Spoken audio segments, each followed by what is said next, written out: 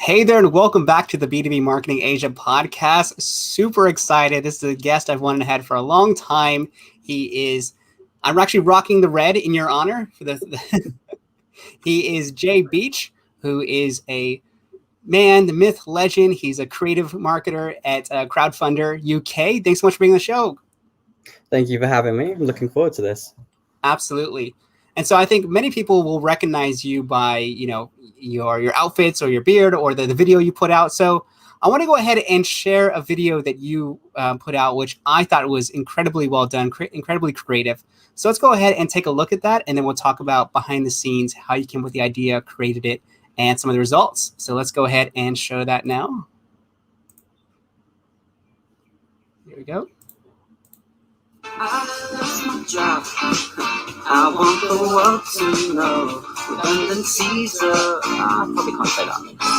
So if you have a job that I would soon shoot me a DM and I will get back to you.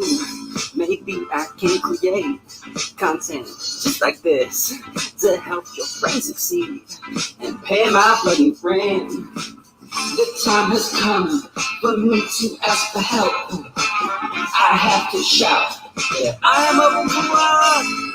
I lost my job and I said, I lost it.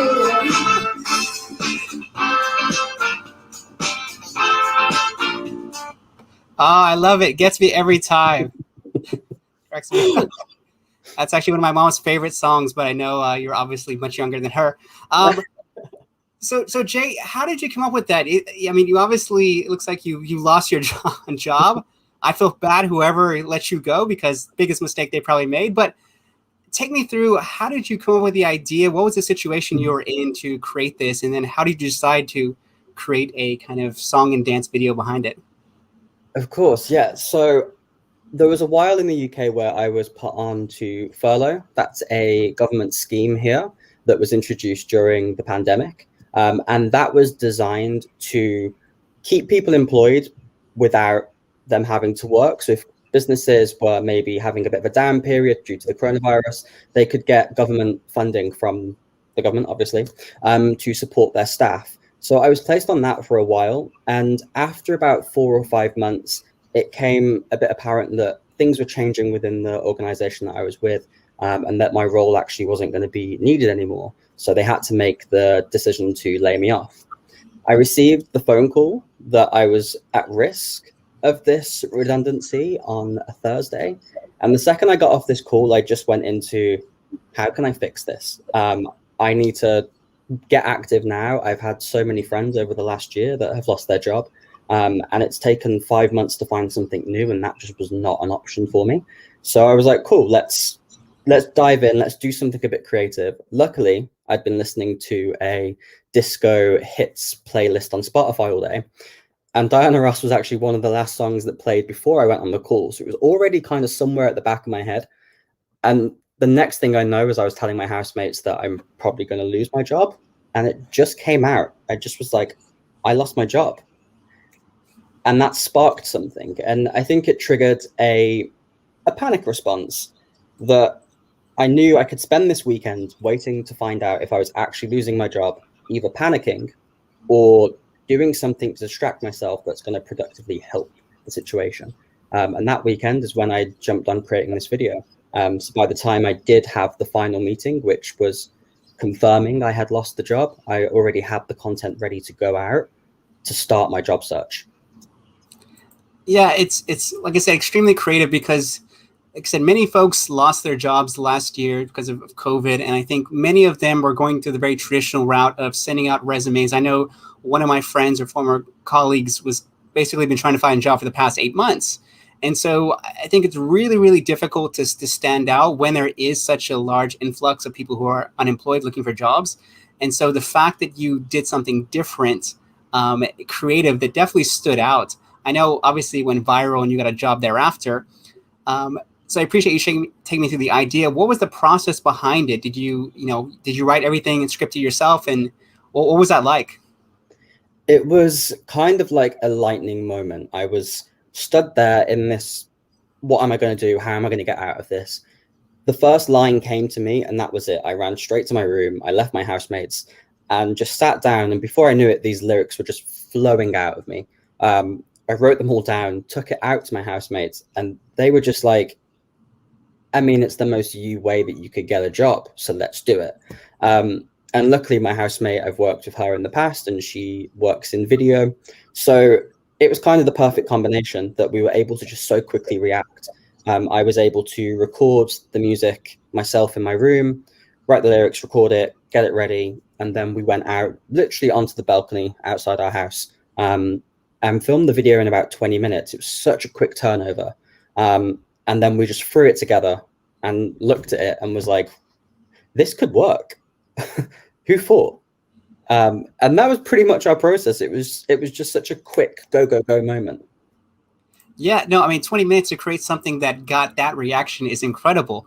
But like you said, you're listening to this song, it came to you, the lyrics kind of flowed out. You're in a situation where you had to break from the monotony because, like you said, many people are losing their jobs. So very, very, very, impressive doing it in 20 minutes. Take me through some of the results. I know, obviously, you were able to get a job and it went viral, but what were some of the reactions you got from people who saw this? So it completely blew me away. I posted it on all of my social channels, but obviously I knew that it was probably going to have the most effectiveness, as in with my goal of getting a job, on LinkedIn. But I still didn't know if that was going to be a complete hit or miss. It could have made my career or broke it. I didn't know how it was going to go, how LinkedIn would react. But immediately after posting it, the positivity that I started receiving was just incredible. The comments, I don't think I got a single negative comment for about a week. And then even when I did get a comment that probably wasn't the most positive, it wasn't aimed at me, it was aimed at the industry itself. So I don't think I've ever put anything out that's had that much attention that has been that positive. And from that, I received so many messages that I lost complete control of my inbox. I had 30 interviews within a week. 8 job offers by the end of that, and was just in a position where I was no longer panicking. I was just overwhelmed with the response and choices. So it completely flipped the situation for me. Yeah, absolutely. That's such a huge contrast. I mean, like I said, going back to some of the folks I know who were sending, hundreds and even thousands of resumes out, and for you to get that large influx of messages and job offers within, a very short period, it just goes to show you, because, one thing, you put yourself out there. I think very, very few people are willing to do that. So you definitely stood out on a LinkedIn platform where people are a little bit more conservative for the most part. I mean, you definitely stand out, from the hair to the outfit, but just the way you portray yourself, I think it's incredibly well done and it fits you. But I think that's something that a lot of people really, really struggle with, particularly out here in Asia. I face the same challenge of, if I put this out, are people going to make fun of me? Am I going to look stupid in front of my colleagues, my peers? But I think the fact that you did something that was a bit more bold and, like you said, you only got one negative or maybe a couple of negative responses, but out of that, you got maybe thousands of positive ones. So I think that's a lesson for everyone, watching this to, take that step. Obviously, they don't have to produce their own music video like you did, but just even putting out videos or posting on a regular basis, the results you have are extremely impressive. Definitely. I think it's really important to just kind of know your strengths. I knew that I probably wasn't going to stand out as well if I sent a CV off, because I'm not going to stand out as much on paper as I would in person, because I am more of a creative, out there kind of character. And that is something I want to bring to the office.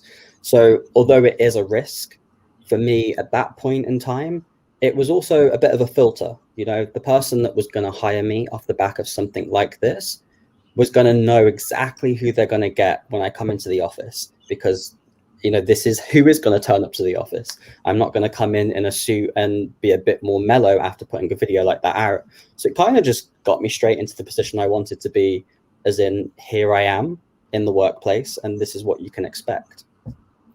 Yeah, no, that's a really, really good point, because, I mean, you're putting out resumes, it's very difficult to get a sense of the other person. And the fact that you basically highlighted your entire self on that video, it raised the question, people either are going to love it or hate it. I think obviously most people loved it, but at least it narrows out those people who are like, oh, that's not really my cup of tea kind of thing, which is perfectly fine.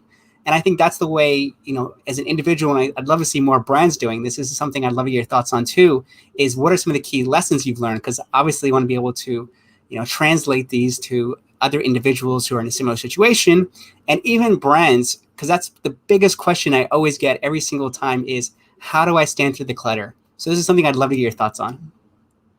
I think it's just about taking risks. That's the biggest thing I've learned, is that I overthought this video a lot before posting it. I did sit there for an hour and think, is this right? Should I do this? Is this going to be damaging for me? And there was a lot of anxiety around it. But then when I posted it, I had this sense of relief, because if it didn't work, I would just delete it, And there's something in that just take a risk. Because if it doesn't work, just scrap it and try something new. But at least you tried, and that thing you're trying could be the hit.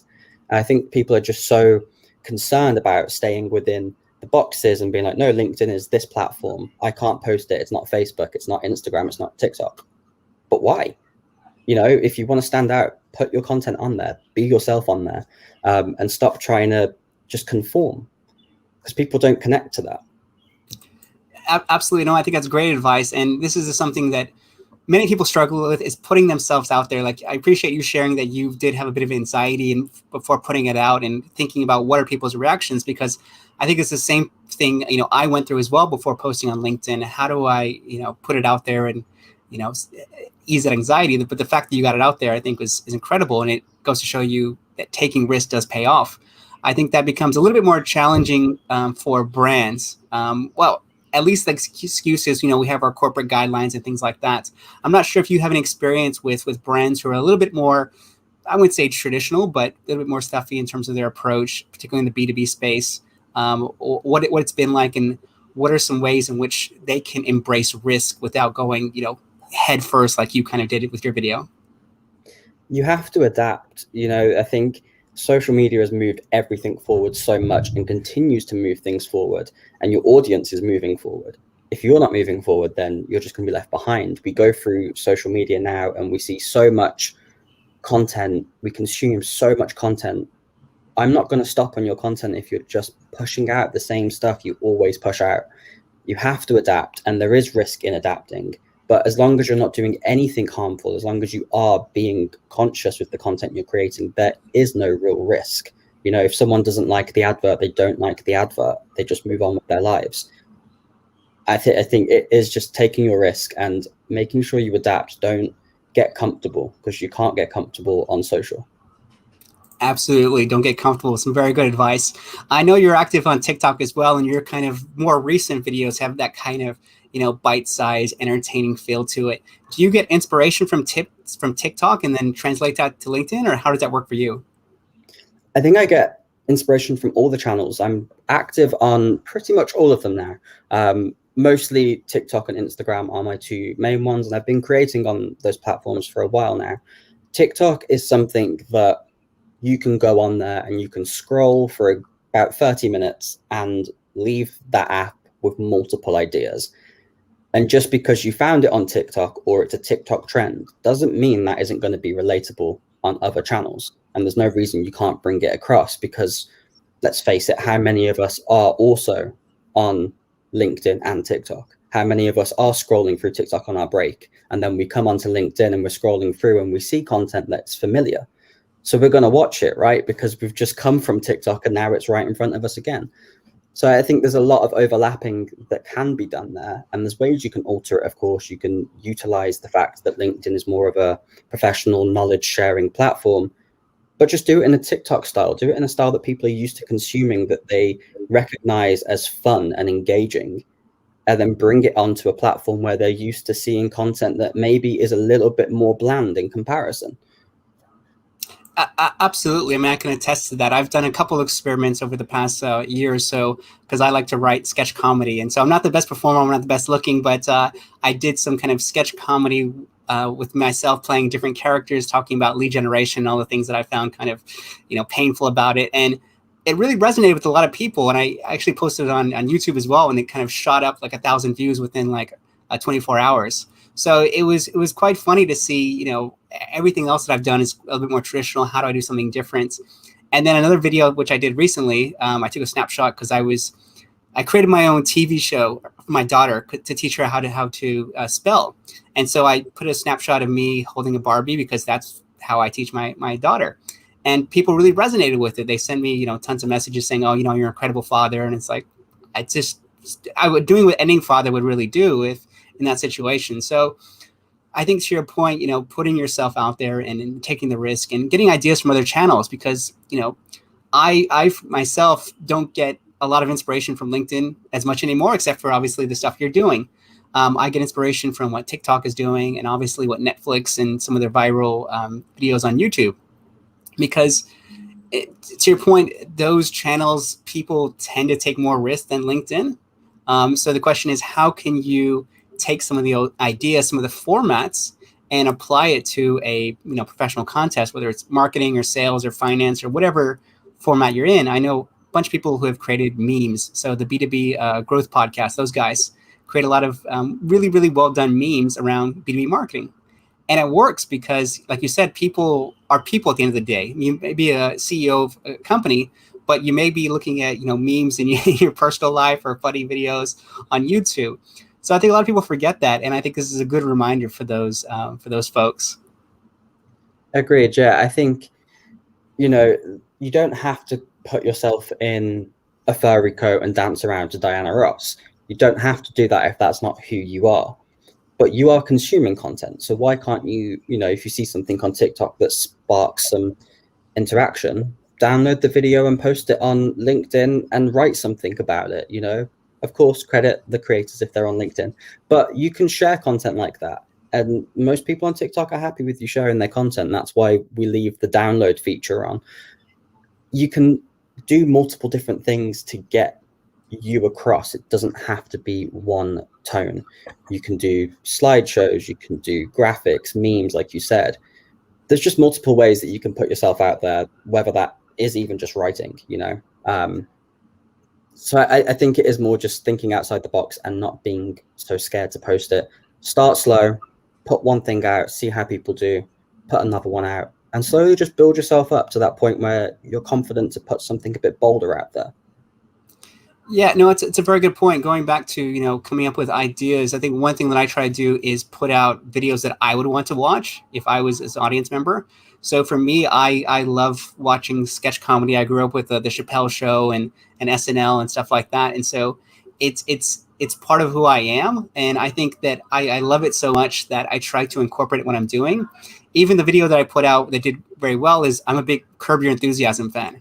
And so there's a tons of Curb Your Enthusiasm memes on YouTube. But one day I was just going through and I was just watching all of them. And I was like, why don't I just create something similar around kind of, B2B? And, it just hit me that, there was a great parallels between the things they were doing on Curb with the B2B world. So I think to your point, yeah, kind of create maybe the stuff that you like and see if others like it as well too, because I think going back to what you're saying is, some people will not like it, and I think that's fine. But obviously you want to find people who have similar styles or similar taste as you, because it's much easier to build that relationship, whether it's an employer or a client or a partner. So I think it's some really good advice as well too. Yeah, and I think the main thing going back to is LinkedIn is ultimately a platform to connect with other professionals, right? It's about connecting. And there has been a kind of period where that connecting kind of stopped being so real. It started being more, I'm going to send a connection request with the exact same pre-written message that I send to everybody, or I'm going to make posts where I tell you my opinion and, ask you to agree with me. These kind of things, they stopped that authenticity and that real connection. And doing stuff like this enables you to build those connections. You'll find people that have similar interests to you that then could be great business partners down the line. It's just about utilizing the platform in a better way, I think. I know that's a very good point. I think switching gears to sales, I think a lot of people really get in that thing where the same thing as marketers, they're putting out the same outreach messages to everyone. And it goes back to the thing is, if you are on the recipient side, would you want to receive the same canned message? It's like, no. And why are you sending it? So I think one thing that's worked very well for me, and I'm happy to share it, is, actually going in there and, looking at people's content and complimenting it, letting them know how much you appreciate what they're doing, And that for me has always sparked so many of the best relationships. I mean, all of my clients they're working with now actually came through that. I saw a post they did. And I said, this is really, really well done. Kudos to you. I liked it because of blank. So I talk about this between Dale Carnegie does the difference between complimenting someone and flattering them. So complimenting them is a genuine thing that is, from the heart, and flattery is just telling them what they really want to know, which you didn't actually mean it. So I think that's good advice because it goes back to, authenticity. If you are genuinely interested in someone, you can tell instantly if you're on the recipient side versus if someone's just saying, oh, great post, nice one. It's like, okay, it's like, yeah, I see it, but it's the same thing that every salesperson is doing. So how are you standing out if you're doing the exact same thing? So I think there's some good parallels between this, not only for marketers, but also for sales folks. Yeah, people like people. People are going to connect more with people than a typical sales pitch. I mean, I don't remember the last time I ever actually responded to a sales pitch ever. Actually, I don't think I ever have, because it's just, you open it, you see what it says, and you just kind of go, oh, okay. And then you close it, you move on. If someone jumps in and starts talking to you, you're more likely to get sucked into what it is they're trying to sell you at the end of the message. Yeah.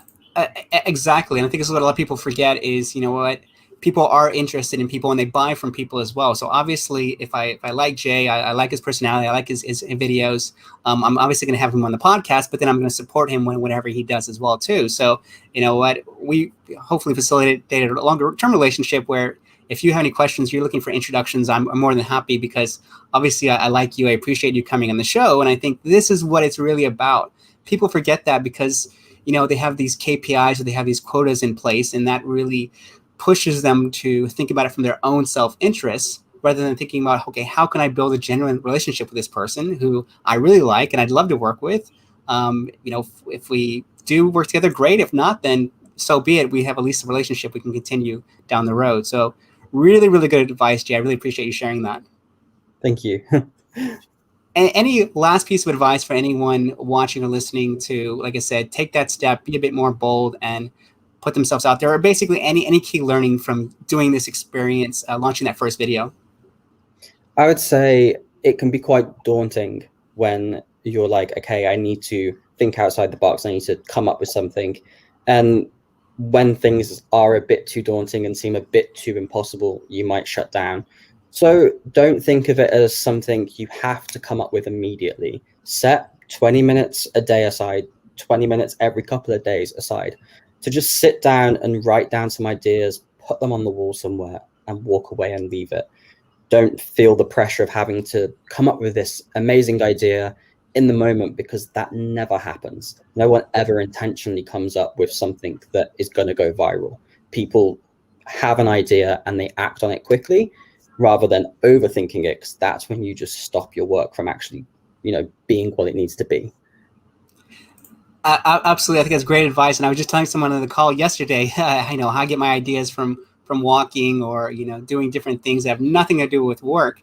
And I think it's really good advice. And, once you have those ideas, obviously the key part is to take action on them, because I know so many folks who have messaged me over the past few weeks and say, hey, Joe, how do I start a podcast, or how do I put this video out? And I tell them, just do it. I mean, there's, like you said at the very beginning, the worst case scenario is you just delete the post. No one sees it. That's it.